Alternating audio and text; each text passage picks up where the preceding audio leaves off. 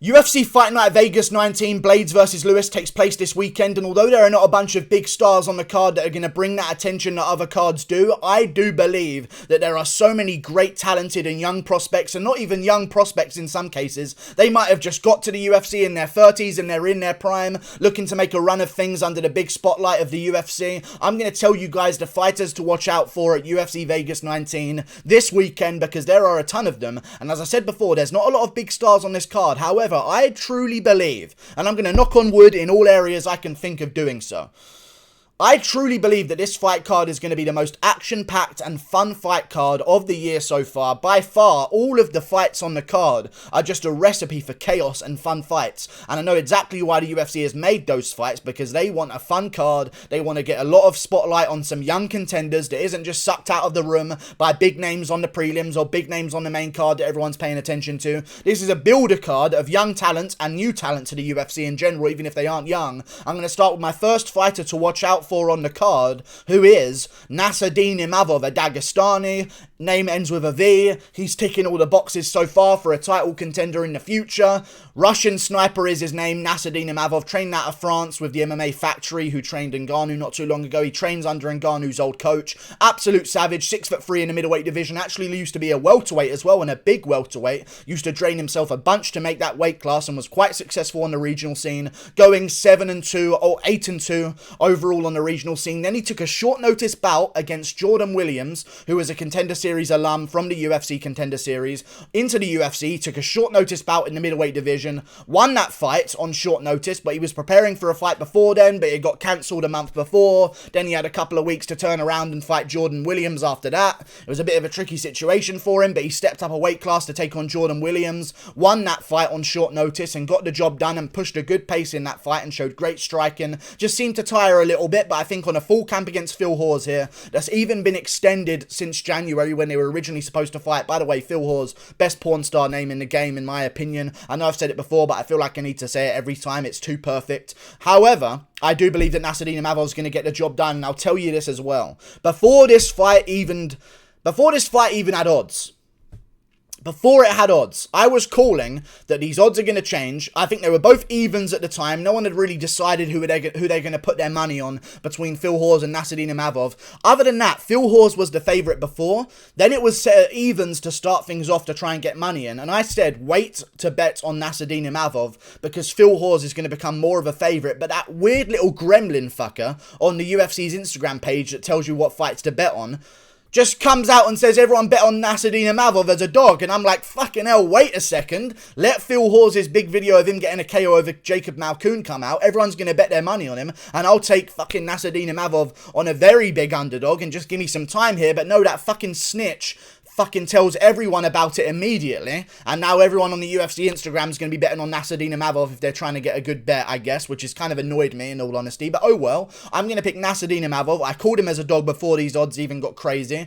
However, now the odds are probably going to sway back in his favour, thanks to that weird-toothed, weird little gremlin fucker that keeps... I don't even know why they even have that guy. He's so weird, and I don't even know what his prediction rate is either, but even still, I believe Nassourdine Imavov's going to get the job done this weekend. He's very dangerous. He's fought good contenders, and in my opinion, better contenders than Phil Hawes, because the welterweight division, much more talent stacked than the middleweight division on a regional scene. Phil Hawes has lost 3 times, so has Nassourdine Imavov, but one of Phil Hawes' fights was on the Ultimate Fighter where he lost to Andrew Sanchez, so it doesn't quite count as 3 losses. Nassourdine Imavov has also lost 3 times, but I feel like Nassourdine's losses are against better opponents than Phil Hawes' opponents. Like Julian Marquez got whooped there, and Julian Marquez just lost to Maki Pitolo for about 2 rounds and 4 minutes until the very end. Like, I like Phil Hawes, but I feel like Nassourdine Imavov fought a guy who was 7-2 in his debut, and in that fight, he took a fight on the prelims of that card.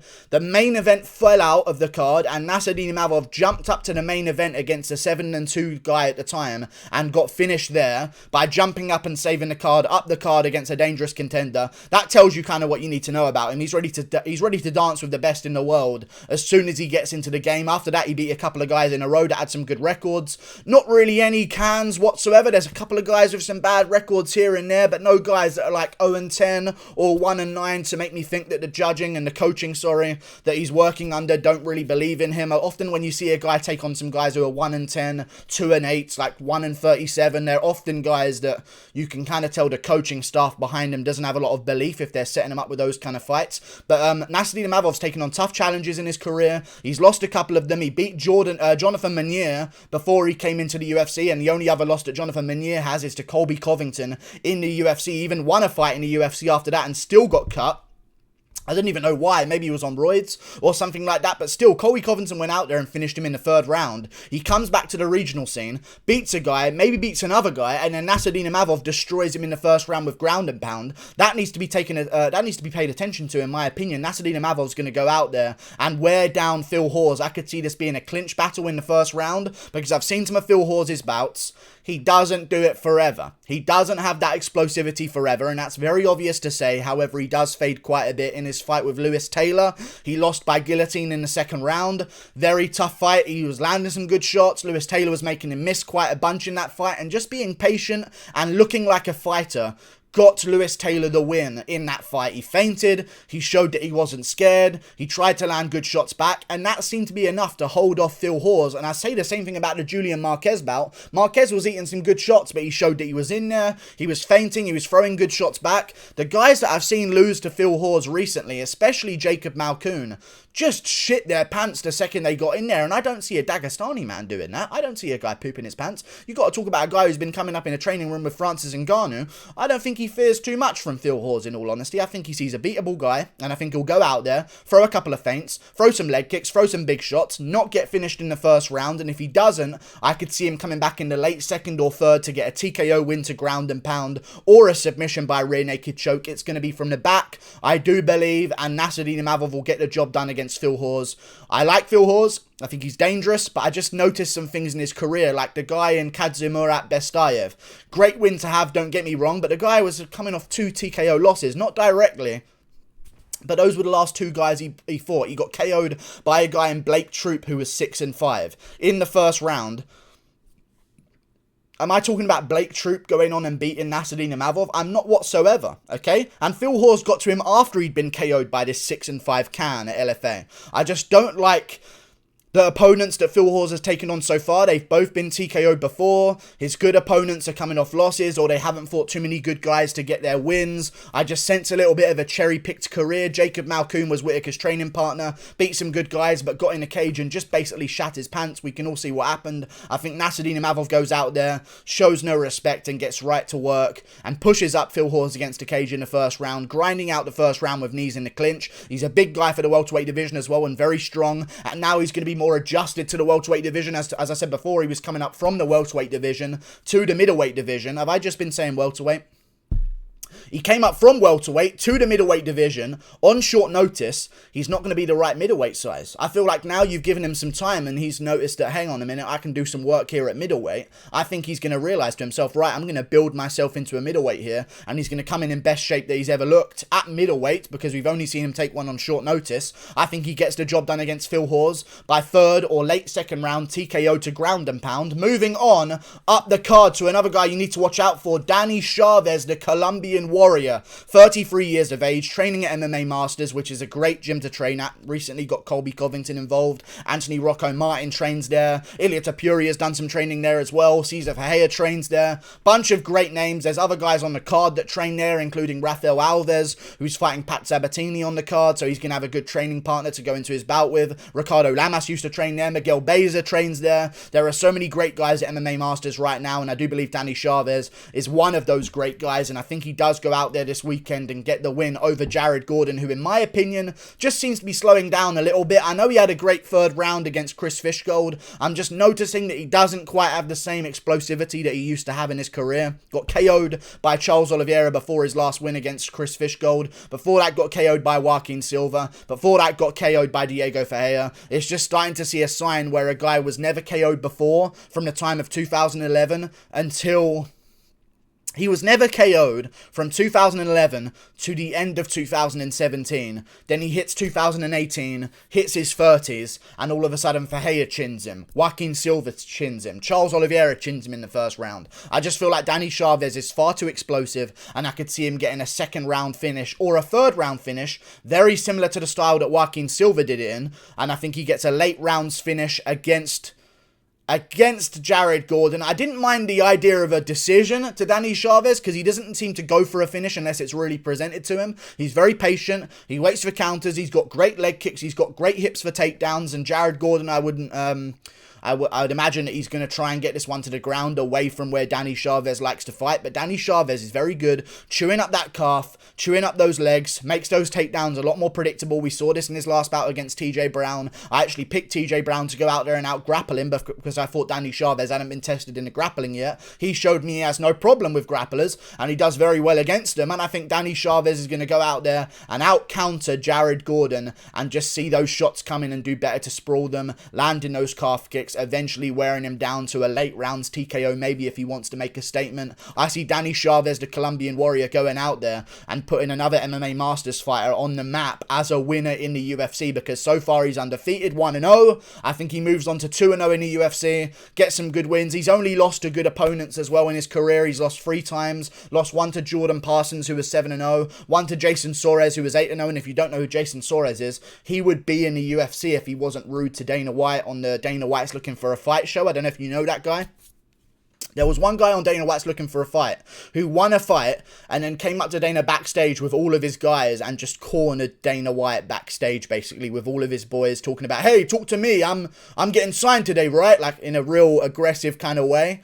And then Dana White said, no, fuck you, I'll never sign you. And then the guy is just now stuck on the regional scene, beating everyone. I believe he's 14-0 right now. Very dangerous guy. Ali Alic was 5-1 at the time as well. So he hasn't lost to terrible opponents. And I think he's really found his stride right now. And I think he'll continue his stride against Jared Gordon this weekend. Moving on to another fighter on the card. The great Draco Rodriguez, one of the best nicknames in the game, and that's not why I've picked him to watch out for, although it is one of the reasons I've picked him to watch out for, because as much as it doesn't seem like a big thing, just having the nickname, the Great Draco is enough to turn you into a superstar, in my opinion. You know what I mean? Like, if the highlight video says the Great Draco, people are going to click on the highlight video that gets recommended to him by YouTube. And Draco Rodriguez has a ton of highlights in his career. A finisher, he's got a first round armbar, a first round guillotine, a first round punches to ground and pound, a second round kick KO, a first round guillotine again. Like, he got a first round triangle choke in his last bout on the Contender Series after piecing the guy apart a little bit. He's got great hands, great submissions. I like his style, and I think Draco Rodriguez goes out there and gets the job done against Damien Zahabi, and I'll say by TKO on the feet this time, because one thing that a lot of people don't realize about Draco Rodriguez is his hidden experience. He's only lost one time to Tony Gravely, who's also in the UFC and is very good in the UFC as well. Won his debut against Geraldo de Freitas Jr. in a great fight, showed great grappling there, and he lost to him in the 5th round where he gassed out a little bit. That's okay. A lot of guys coming up on the regional shows don't even have 3-round experience, don't even have 5-round experience. I mean, Khabib doesn't even have Khabib had 2 rounds against a lot of his opponents. So a lot of guys don't get to feel 5-round fights until they get into the UFC main events. So to have that experience and know that you can tire in those later rounds and get finished, I think I like his chances learning from that and going on to do something real special in his UFC career. Looking real good so far. He hasn't beaten the best competition in the world, although he's beat a couple of gems. 5-1 guy in Ifakandu, another 6-1 guy in Manny Martinez. We'll see if he can continue here against Damien Zahabi, who looks like he's aging a little bit and on his way out. Got KO'd by Ricardo Ramos, beaten up by the guy before that as well. I think his name was, I'll find it right now, Vince Morales. Beat him up a little bit, and it just showed me in the 3rd round of his Morales fight that maybe Damien Zahabi doesn't want this anymore. He didn't seem like he wanted to get after it and get the win back in the 3rd round. He seemed very okay to lose a decision. I like the winning mindset of Draco Rodriguez, and as I said before, his hidden experience on his record. He's had boxing bouts to learn from. He was 13-0 as an MMA amateur, and he fought some good guys as an MMA amateur. In fact, he might have fought some better guys as an amateur than he did as a pro, and I'll tell you this. Amateur wins, in my opinion, are better than pro wins. You know why? Cans don't become amateurs. They really don't. Cans and people that are there to lose, they go pro, they get their money, they lose. Amateurs are people that gyms have noticed and they think, you know what, we're going to work on this guy, build him, because he's got potential. And for someone to go 13-0 as an amateur against a guy who's 3-0 in Zhong, Dominic Martin was 7-4 as an amateur record. He's got a winning record. That's pretty good. Jacob Thrall was 12-2 as an amateur as well, 2-0, 6-0. 3-1. He's fought some good amateurs with decent records, with some experience. I think just carrying all of that momentum that he has right now on his recent win streak since the Gravely loss, I think he'll go on to do great things in his future, and starting with a KO win against Amir Zahabi in the first round this weekend, I think he gets the job done. Moving on to another fighter on the card this weekend. His name is Nate the Train Landwehr. Okay, descended from legendary German surname roots. This man's got fighting in his veins. I believe his surname in German literally means the guy who guarded the trenches at war. Okay, he's a dangerous man, alright? He's got dangerous genes. I know he got KO'd by Herbert Burns, which now doesn't look too bad. Doesn't look good, sorry. Seeing as Herbert Burns got kind of smacked up by Daniel Pineda in their fight. But he did just get kneed up the middle.